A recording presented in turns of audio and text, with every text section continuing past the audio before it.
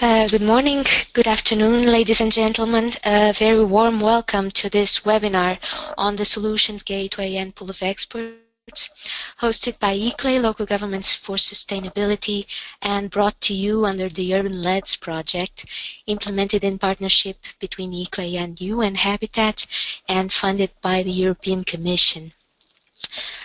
Today's program includes the introduction of the Solutions Gateway as well as a virtual tour, the introduction to the Pool of Experts, the Finance Decision-Making Support Tool, as well as a brief introduction, a brief statement, brief participation as well from an invited guest from one of the Solutions Gateway supporter organizations, in this case the Confederation of European Waste-to-Energy Plants. In the morning and in the afternoon we'll have another invited speaker.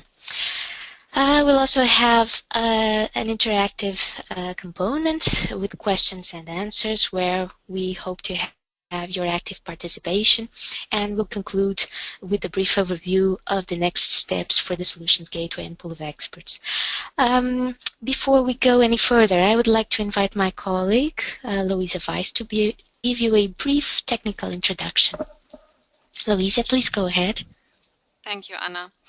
Yes, my name is Louisa Weiss, and I'm facilitating the webinar from the technical side and want to make you aware of how we use the system that you have logged onto. So you will be muted for the duration of the presentations and the speeches given. However, as Anna already said, we welcome your questions and suggestions. Please give them to us by typing them in the question box that you see in the GoToWebinar panel in front of you. Later, we will then read out your questions and are happy to engage with you. Also, if you have technical problems, please type them in the question box and I will do my best to assist you. I hope you enjoy this webinar. Thank you, Louisa. Very good. As Louisa said, my name is Anna. I actually forgot to introduce myself. I apologize. So my name is Anna Marques. I am Senior Officer for Low Carbon Cities at the ICLEI World Secretariat. And very quickly, for those of you who are not familiar with ICLEI yet, we are an international membership association of local governments. We have over 25 years of experience providing guidance on different topics, including climate change mitigation, and would be good also to highlight perhaps that we have over 1,000 members worldwide. Moving very quickly also to a brief introduction on the Urban LEDs project. This is really in a nutshell. So the full name of the project is Promoting Low-Emission Urban Development Strategies in Emerging Economy Countries. The target countries are Brazil, India, and Indonesia and South Africa. We have a wonderful resource, also 8 European cities that are experienced and have shared their knowledge and expertise. The key methodology used is the Green Climate Cities program and the MRV system, which supports local governments in creating institutional capacity and embedding low-emission development into their urban plans, policies, and projects. Here's a brief overview of the 37 cities that are engaged in the project. I realize this may not be visible in your interface, so I invite you to visit the project website if you'd like to see with more detail. So, as I was mentioning briefly, the Solutions Gateway was developed under the Urban LEDs project. I will not go through the entire timeline. Just to suffice to say that the concept was developed in a way that was in consultation both with the different ICLEI offices, including the 5 regional offices engaged in the Urban LEDs project, but also the Urban LEDs cities, and namely regarding their low-emission development priorities. The The project, the Urban Lights project itself, runs now until March 2016. But one thing that is also important to highlight is that the Solutions Gateway will continue, and we will continue expanding contents and establishing further partnerships. So just to give you a quick overview, the Solutions Gateway first became available to urban-led cities only. We can say it was a test phase, and this happened in July 2014. In April 2014, at the ICLEI World Congress, we had the public launch of the Solutions Gateway, and we are now coming close to celebrating the first year of the public availability of the Solutions Gateway. So, what is the Solutions Gateway? It's an easy-to-use online platform for local governments, both political staff and technical staff, and it provides guidance on low-emission development options. Now, it's also important to highlight that this platform is available to all local governments, regardless of ICLEI membership, and it's free for all local governments. This is the URL, and I invite you to load it on your computer. So why is the Solutions Gateway necessary?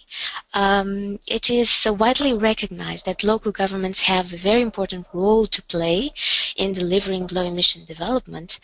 But very often local governments face constraints in terms of time and staff availability, including sometimes having the in-house skills on the different themes that need to go into a low-emission development project. So the Solutions Gateway can help build local capacity and help mainstream low-emission development. Here are some of the unique features of the Solutions Gateway. It really is unique in the sense that the guidance on low-emission development that is provided is tailor-made for local governments, meaning that it is aligned with the local government's usual roles and mandates. The contents that are made available are also based on proven practices. They are developed by experts and peer-reviewed before going online to ensure the quality of the contents provided. It provides also several practice-oriented resources, including a finance decision-making tool and a pool of experts, which my colleagues will present further on. And it offers an integrated approach to help maximize the results of the interventions. Now, what do I mean by this integrated approach? So, very often we have a single discipline approach to problems where we have single discipline experts that fully understand all the implications of that discipline. What is more challenging to do, and this is really the unique thing about the Solutions Gateway, is that it brings together the different disciplines in an integrated way to really maximize the effectiveness and the efficiency of the intervention, to maximize the results, which in this case are urban low-emission development. So within the context of the Solutions Gateway, this is what a solution is an integrated process that covers the different roles and mandates that the local government can play in order to deliver urban low-emission development within its territory. So the Solutions Gateway covers the main sectors that typically are under the mandate or somehow influenced by local governments, from energy and buildings to local government operations, and also covering cross-sectoral themes such as public procurement. And the Solutions Gateway can support you in building local capacity for both low-carbon policies and projects throughout the different stages of development, from strategy setting, creating the necessary enabling conditions and institutional capacity, to identification of potential projects, detailing those projects, creating synergies, helping to replicate and upscale, as well as regarding finance, to identify possible finance models and instruments, and also supporting in the implementation and monitoring, both in terms of creating the mechanisms for delivery over time, and also in supporting and setting up systems for monitoring, evaluation, and to help demonstrate the results and give visibility to what you're doing at the local level. So the Solutions Gateway really is developed with experts from ICLEI, cities, and supporter organizations, and the target user really are the local governments. So we benefit from a lot of the exchange and the expertise pooled through the Urban Labs project, and these are some pictures of a European study tour that took place, and where we explored different aspects from wastewater treatment, biogas recovery, to energy efficiency in buildings. So what's in the Solutions Gateway for you as a user, as a city official? If you are a political decision maker, the Solutions Gateway is a great place to help you get the big picture regarding what are the key benefits, the key drivers. But it's also a way, for example, to help you profile your city good practices and expertise. If you are a technical expert, the Solutions Gateway has a lot to offer you in terms of detailed guidance regarding, for example, the reality check on whether the solution may be of interest to your particular local context, how to implement step by step, which are the key performance indicators that are recommended, and so on. So a lot of information that you can use to save you time and to really help you get that integrated perspective to maximize effectiveness. Well, we also engage a lot of external experts in the development of contents for the Solutions Gateway. And how can you benefit if you engage in such a role? Well, on one hand, it's a way for you to disseminate your work concepts and your knowledge, and to gain visibility as an expert. And it's also, of course, a wonderful way to contribute to urban low emission development.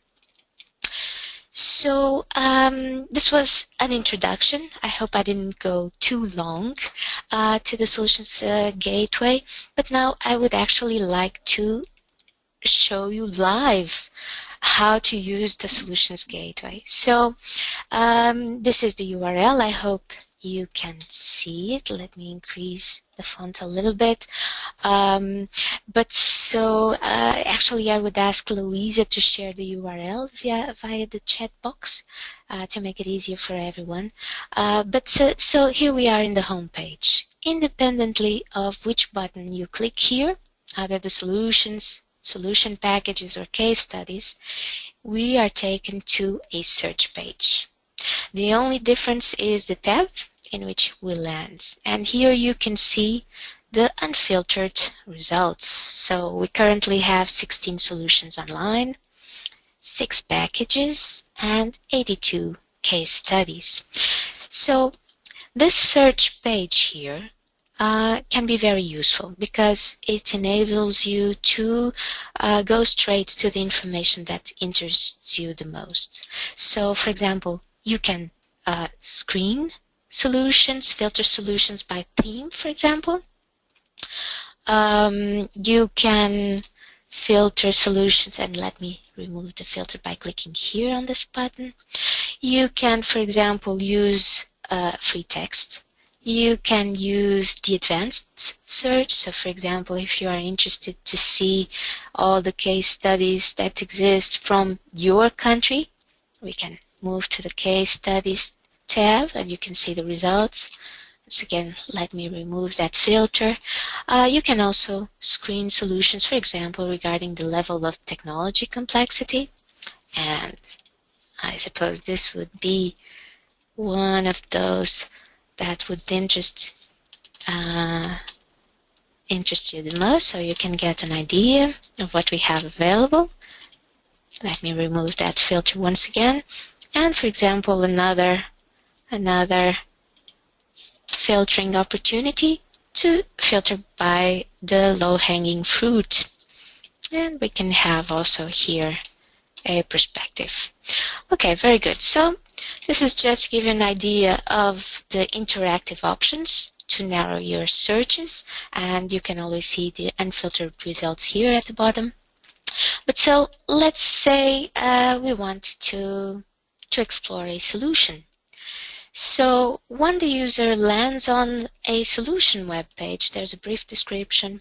It also indicates why the solution is relevant for the local government, what are the main long-term impacts, as well as more immediate benefits and co-benefits. But then there's a lot of information that you can see only becomes available if you register and log in. So I'm going to go ahead and click to log in. I will show you also shortly how to actually register and log in, but just to show you that after I log in, I gain access to a few additional functionalities. I don't know if you've noticed, but this menu has indeed expanded, and I also get access to the detailed contents of the different sections. And we do have a lot of information here, from a reality check to detailed information on the enabler, required and multiplier actions that are part of the solution, also to include step-by-step guidance on how to implement. But let me go and open this section just to show you. So I was telling you earlier how a solution is an integrated approach, and you will see that throughout the different solutions we'll have the different disciplines captured, such as, for example, stakeholder engagement, technology, finance, and others, so that indeed in one stop you can get a lot of detailed information that is typically only accessible to experts. For example, in resources, let me highlight that we typically include, for example, case studies, but also other resources that can support implementation, such as guides, standards, etc., or tools for calculation, etc. So this is regarding contents, but you can also benefit from other interactive functionalities, and I would like to highlight them very briefly. So one possibility is to link directly to the pool of experts, and my colleague Agathe will tell you more about it shortly. Depending on the theme, different thematic subgroups are connected to the solution, but you can also, for example, rate the solution, give us feedback on what you thought of this particular solution.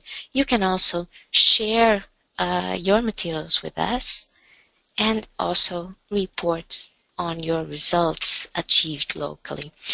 So these are good reasons to register and log in. And let me show you how to do that very quickly. So let me log out, and this top menu here is available in any web page within the Solutions Gateway platform.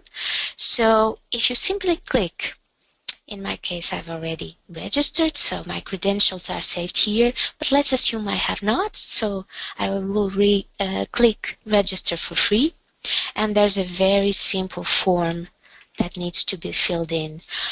Just as a word of advice, I would recommend that you try to identify this number before you actually fill in, and if you have trouble identifying, just click refresh and you'll get another number, so that you are sure that you've been able to introduce here the correct number. And as you see, it's a very simple form. The validation is done manually, so we appreciate your patience. This validation can take from just a couple of hours to a couple of days, but we will get back to you as soon as possible. So this was what I had to show you very quickly in a nutshell, but I'll be happy to come back to this and to address any questions that you may have throughout the webinar. Just one last comment to say that on the resources, you'll be able to access several additional information items, like, for example, a tutorial or a frequently asked questions section that has a lot of information that can be helpful to you, including an overview of the solutions and solution packages that are available.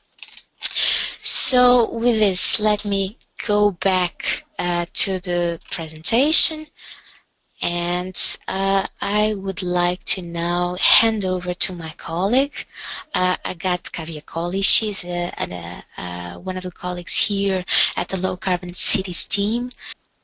Good morning, and thank you very much, Anna, for your introduction so far. I assume everybody can hear me at this point and see my screen. If not, please address any concern to Louisa. So this morning I will talk to you about the pool of experts. The pool of experts, which we have implemented under the Urban Leds project, relies on a simple principle. It is expertise for local governments by local government experts.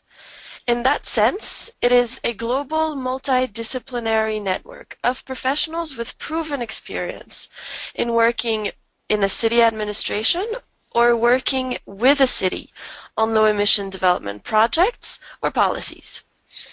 Experts from all around the world are invited to participate in this pool of experts, and every background is welcome, which makes the platform so multidisciplinary. We have world-class experts from the business industry, from non-governmental organizations, from research and academia, as well as representatives from local, subnational, and even national governments from all around the world. In this pool of experts, the experts and cities are able to connect with each other. They can exchange with one another. They can ask questions to the group or to specific experts. They can recruit, or they can invite other members on relevant opportunities. To enrich this network, we seek to gather experts with a broad range of expertise relevant to low-emission development sectors.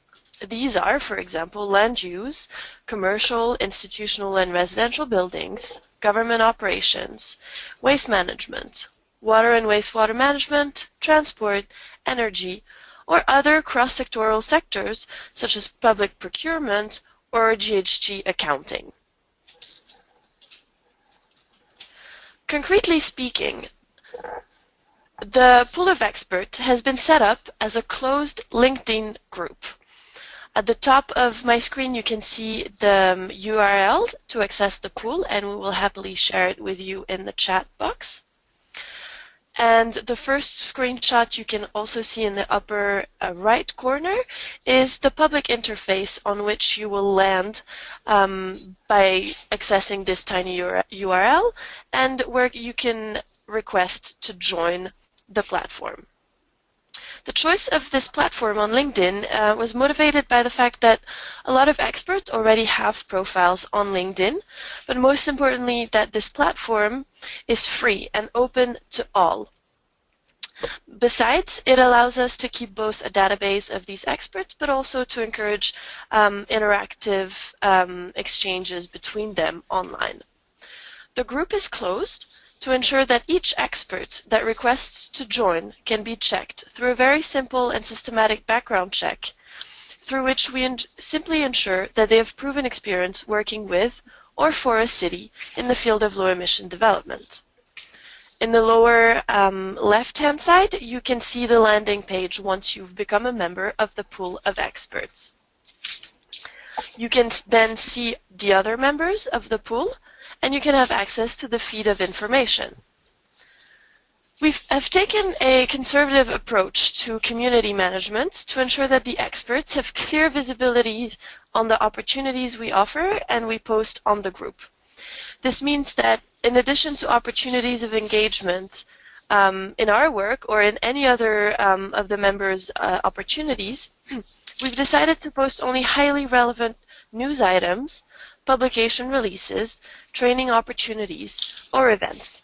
You can see, for example, my colleague Anna has posted the link to this webinar.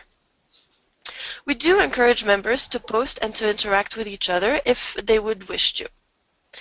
As you can also see from these screen captures, today our pool of experts has over 180 members. And in the last year, we've seen that recruitment for the pool has been mostly effective after large international events, after which we've always seen an impressive surge in membership requests. The benefits of being part of the pool of experts are multiple, and they are appealing to both individual experts and to cities. These benefits are the direct connections and opportunities presented to this network by the experts, for the experts, and the cities. Depending on the needs of projects we have at ICLEI, but most importantly, depending on what the members of the pool themselves wish to ask experts for, they can request and post opportunities to receive strategic, technical, or financial support from these experts. The group is also a great source for advice for capacity building and project development. In the recent month, for example, we have shared from the World Secretariat some opportunities to contribute or to review solutions for the Solutions Gateway. Finally, as you can see on the right-hand side of this slide, after the initial rollout of the pool, we've decided to create a number of thematic subgroups, as the ones I mentioned before.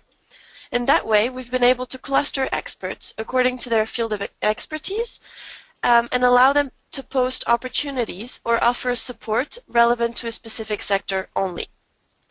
These thematic subgroups reflect the themes covered in the Solutions Gateway. And finally, an interesting feature of the pool of experts is its direct connection to the Solutions Gateway, as previously mentioned by Anna. And as you can see on this screenshot, if a city user is consulting a solution and wishes to engage directly with an expert with relevant expertise, they can simply click on Experts in the left-hand side, and this pop-up window will direct them to the LinkedIn group with the relevant thematic focus. Thank you very much for your attention this morning. If you have more questions about the pool of experts, I would be more than happy to answer them. Handing back to you, Anna. Thank you, Agathe. And now over to our colleague, Chang Deng-Beck, who will present the finance decision-making support tool. Okay. Good morning, good afternoon, and everyone in every corner of the world, and welcome to the webinar.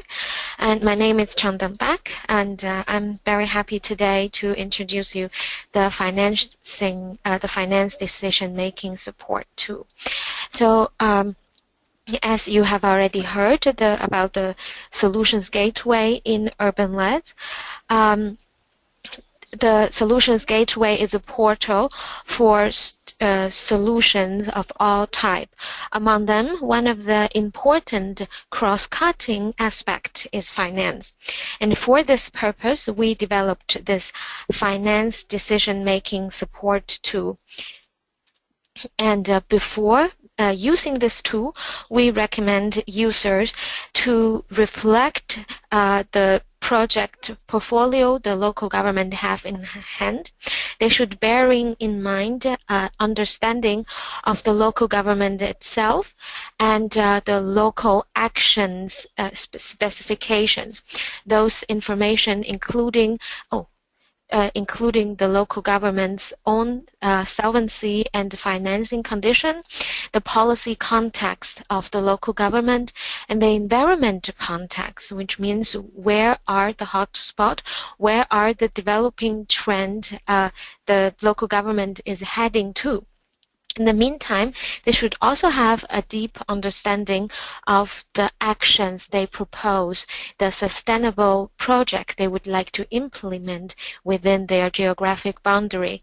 Those information will include a fair assumption about the front payment, maintenance cost, potential payback period, and payback mechanism, and etc. With those information in mind, they can the user will be guided to a decision-making map, which is series of questions.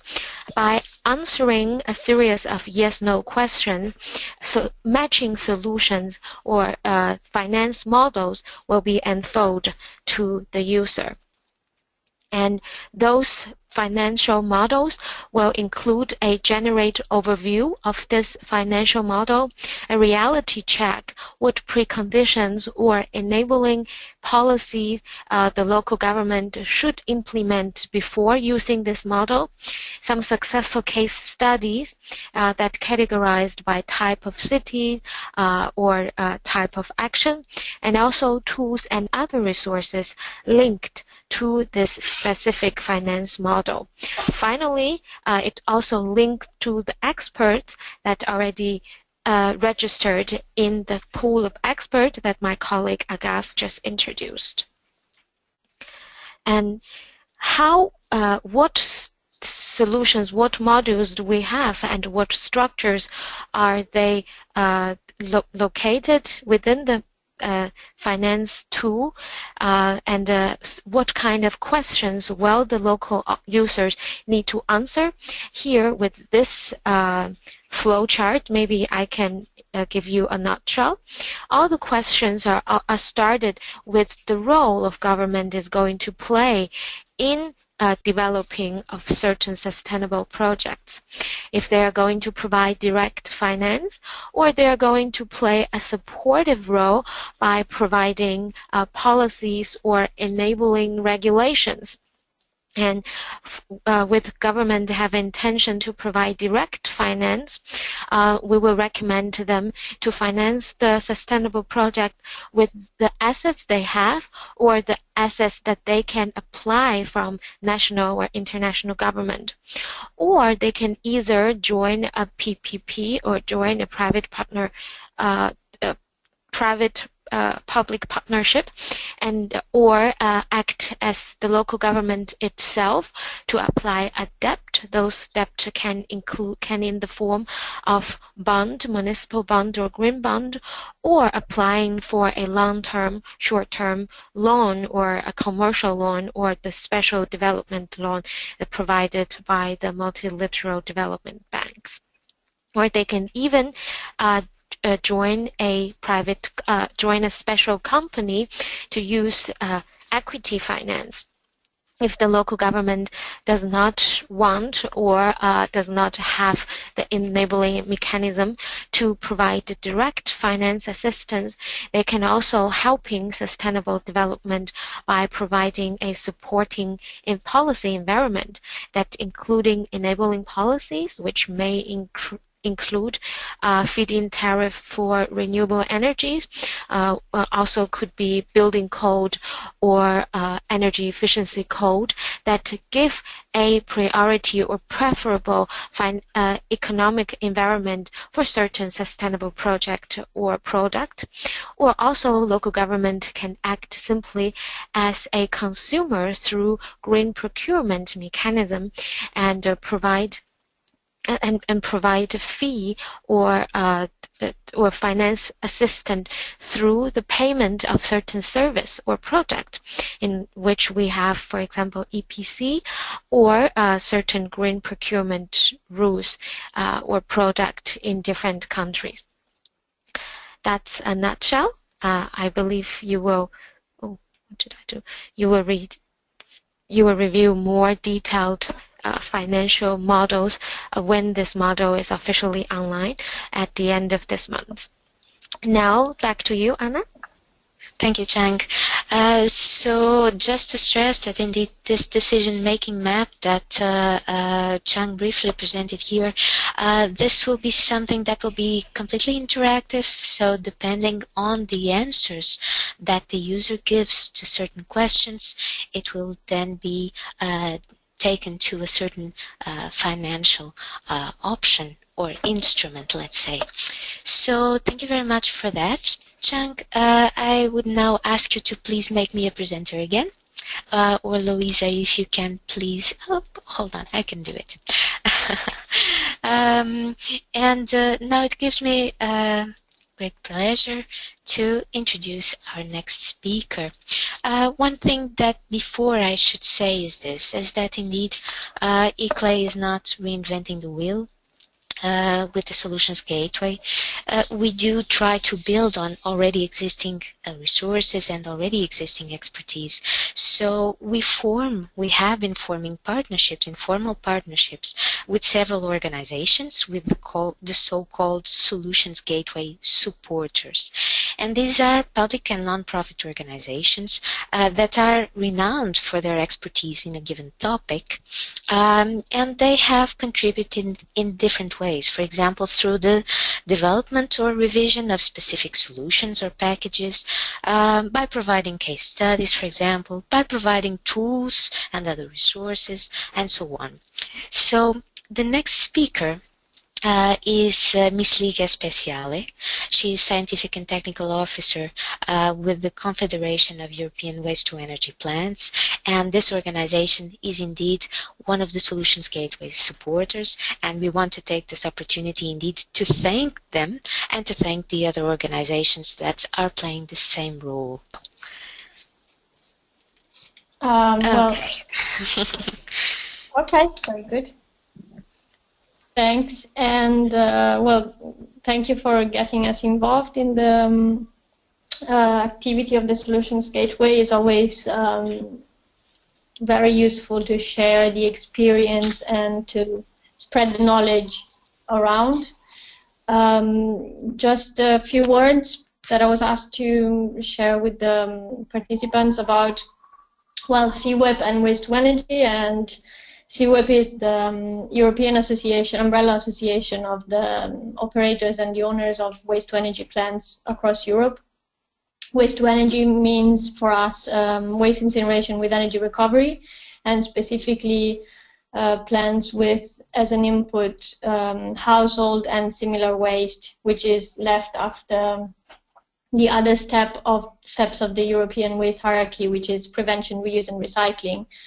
And by using the energy contained in the residual waste, they more or less they produce energy which can be heat or electricity, and like this they replace fossil fuels and they help reducing greenhouse gas emissions.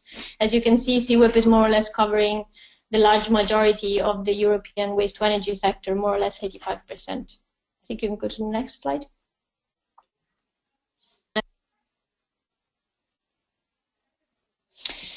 Just to show everybody more or less what's the overview of waste-to-energy in Europe, we have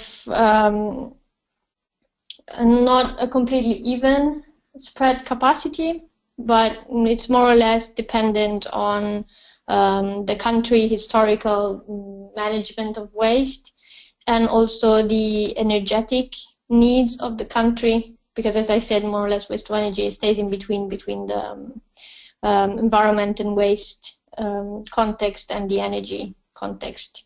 We can go to the next one. Yes, in Europe we currently are talking a lot about waste-to-energy because it's of its peculiar state, which is to be in between what is the circular economy, which is the, well, I think everybody knows that, but anyway, which is the new plan for materials and waste in order to reduce the amount of waste in society, and the energy union, which is the idea of trying to reduce the dependency of the European market from foreign energy sources and improve the energy efficiency of the system. We can go to the next slide. As I mentioned already a little bit, what can waste-to-energy offer? More or less, this is overall view of what a waste-to-energy plan can offer to the society, and it comes from the hygienic treatment, which is necessary to get rid of pollutants, but at the same time it manages to produce energy which is produced from local sources, so it helps in securing the energy supply in Europe. and it reduces greenhouse gas emissions because it avoids that the same waste is landfill, and that the same energy has to be produced by some other plants, which will be fossil fuel plants most of the time, due to the fact that waste to energy produces baseload energy. And it helps achieving the renewable energy targets because due to the biogenic content of the carbon part of the waste, the part of the energy produced by waste to energy plants is considered renewable. And it helps the recycling targets by helping the metals targets with the recycling of them from the ashes, from the combustion. We can go next.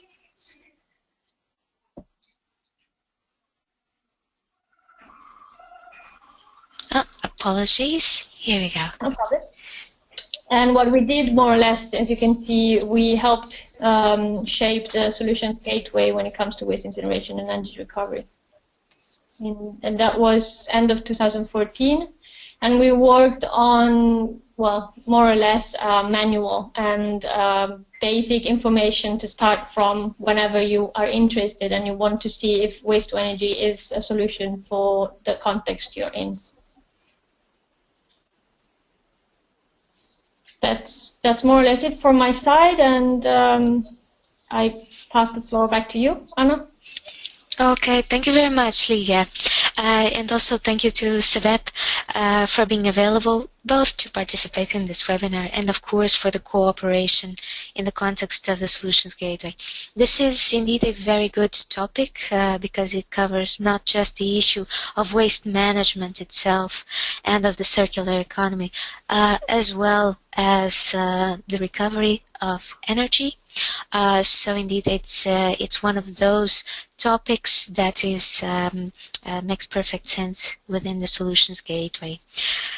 So I would like to invite you all to further explore the waste incineration with energy recovery solution at the Solutions Gateway, as well as other related solutions and packages on waste management and energy utilities. This also relates very well to some of the contents that will be coming up soon regarding, for example, district heating, new contents for the Solutions Gateway. So with that, thank you very much. I will now switch to the other presentation. Okay, here we go. So very good. Looking at the list of participants in this webinar, it's really impressive, and I want to thank you all for participating because we have people coming in from Oceania all the way to Canada. So it's a very wide audience that we have currently. So thank you so much. I know this time is not that convenient to some of you. So thank you for this effort to be part of this. Let me see. So we've already covered a lot of ground, and I apologize if I went too fast in some of the elements that we presented to you. I was indeed trying to give you the overview, but happy to go into any details that you might like to explore further. So we've done a brief virtual tour of the Solutions Gateway. We've also had an introduction to the pool of experts given to you by Agathe, and the pool of experts is indeed a wonderful platform. For example, in practical terms, if you are a city, if you are a city official and you are using a solution and you have a specific question on its implementation, you can use the pool of experts to try to get the information you need. But you can also, for example, if you have an ongoing call and you are searching for experts or for a particular proposal on a theme covered by the pool of experts and by the Solutions Gateway, we definitely invite you to make such announcements, such calls available through the pool of experts. We've also had Chang presenting to us the finance decision-making support tool, which will become available very soon, before the end of the month, and which is indeed also a very useful practice-oriented resource because when the user has selected a project, it can indeed help in the identification of both finance models and finance instruments that can improve the attractability of the project. So, and once again, this can be used at different stages of the project development. So this was just to recap. I was doing this recap because indeed I don't see questions coming up. Louisa, if that's not the case, if you see or have already spotted questions that need to be addressed, please let me know. Oh, okay, we do have a question here from Mukesh Kumar Gupta, and I do apologize if I'm not pronouncing the name correctly. And the question is, have you worked on sustainable energy provision to emerging urban poor in the many parts of the Asia and Africa? This is a topic that we'll be addressing very soon, actually. ICLEI is currently engaged on the setting up and facilitation of the 100% cities and regions network. And in the context of that, we will prepare very soon at least one package on renewable energies. So definitely the issues of energy access, energy poverty will also be covered within that with that solutions package. Let me see. I do see another question coming up.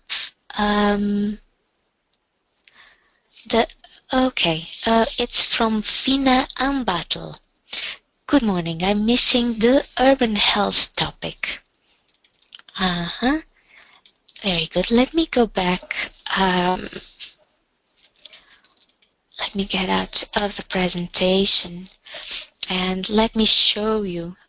Let me show you how this issue of urban health is addressed. So if I go back to the home page, and each solution, depending of course on what is adequate for the particular solution. So let's explore any of these solutions, and again let me scroll down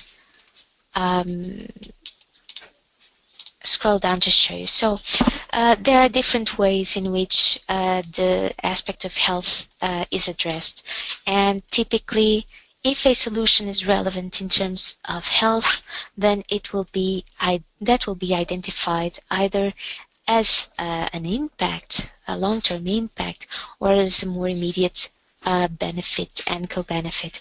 And health is of course relevant in different solutions. I've now opened one that deals with transport, but I could of course have chosen another topic, such as, for example, waste management or water supply, etc. So you can see, for example, that where the solution has an impact or a benefit in terms of health, it is indicated. But let me also go back to show you that as a user, if you are interested in that, you can use the search functions available. And for example, you can explore. Let me scroll. Here we go. You can explore different options regarding the benefits and long-term benefits, as well as in terms of adaptation benefits, as you see, to try to identify the solutions that indeed are relevant to you if you are interested in that topic. So this was to show you a few of the options. We have another question, for example, here from Nick Mitin.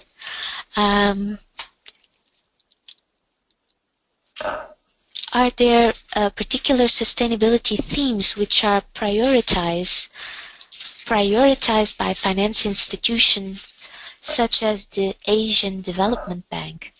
In this regard, maybe I can tell you that indeed the finance tool will, for the different options available, try to map out, taking advantage of already existing databases, try to map out programs that are made available by different finance institutions. One thing that I haven't mentioned, but in any case, let me quickly show you. If we go down, and let me go in so that you'll be able to see the details. So each solution, in addition to the finance tool, which will be coming up soon, each solution already includes guidance on this topic, on the topic of financing and how to increase the attractability of a particular project, or how to increase, how to improve the balance sheet, let's say, and the structuring of the project to make it feasible from a technical and financial perspective. Let me see. I think most of the questions have been answered. Oh, I see there's still a comment from Fina Battle saying that health is not identified as a key sector. Okay, I see. I understand now the comment that you were doing. Indeed, we try to focus on the key sectors that are under the mandates and rules of the local governments. And of course, the local governments, through their rules, have a big impact on health. Although you are right, it hasn't been prioritized as one of the sectors by itself to be tackled alone, although of course there are many of the other functional areas that have a direct impact on that regard. So I see we are reaching the end of our time. I thank you for the questions and answers session, and let me quickly go back to the presentation, because for the wrap up I would like to quickly give you an overview of some of the information. So just to give you an idea regarding the numbers of the Solutions Gateway, every month we have visitors in the Solutions Gateway from an average of 60 different countries. And this has been the case ever since the public launch of the Solutions Gateway. We have currently over 115 registered users, and through the pool of experts we are connecting to 186 experts at the time. The pool of experts lists 82 city case studies. We are recognizing 11 supporter organizations, although we are exploring partnerships with many more still. We have over 20 contributors to the contents of the Solutions Gateway, and we keep exploring how we can develop more contents. So we will continue actively to expand the partnerships, both with the public sector, public and non-profit, as well as the private sector. And we have this year, in 2015, we have developed and tested a model for the engagement of businesses that is intended to ensure the continued neutrality of the contents provided in the Solutions Gateway, and this has been a successful endeavor. And of course we will continue to expand the contents and resources provided through the Solutions Gateway, and whenever needed update them. So stay tuned for more. The finance decision-making support tool will become available very soon. Also very soon we'll make available a publication, a source book, which will help particularly the users, the interested users that do not have a stable connection to the internet, as this can be an entry point, but we'll be happy to support you further if you are interested in exploring the Solutions Gateway offline. And these are some of the topics: district energy and street lighting, energy management in buildings. These are some of the topics that will be addressed still during this year. So just to give you an idea, we've had indeed very positive feedback regarding the Solutions Gateway, and it is indeed fortunate that we have the possibility to cooperate with many different supporter organizations. We are very happy and glad for that. So we invite you to start exploring the Solutions Gateway today and to continue to get in touch with us. If you have any questions or comments, we very much welcome your feedback. We look forward to continuing improving this resource that is made available to all interested local governments free of charge. So we hope that this webinar was useful to you, and we look forward to connecting. Thank you once again to all of you for participating, and we wish you a very good day. Thank you.